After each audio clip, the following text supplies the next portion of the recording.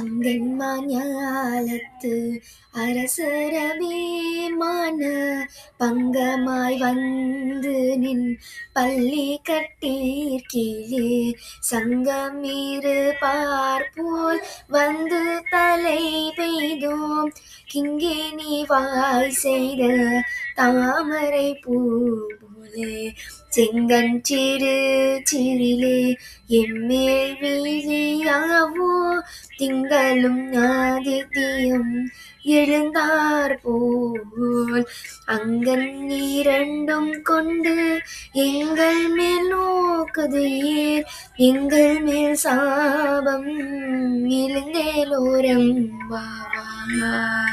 கண்ணா, எங்களை விட உயர்ந்த வீரர்கள் இருக்கிறார்களா என தங்களை பற்றி பெருமையடித்துக் கொண்டவர்களும் இந்த பரந்த பூமியை ஆட்சி செய்தவர்களுமான அரசர்கள் மிகுந்த பணிவுடன் உன் பள்ளி கொண்டுள்ள கட்டிலை சுற்றிலும் சத் சங்கத்துக்கு வந்த பக்தர்கள் போல் காத்து நிற்கிறார்கள்.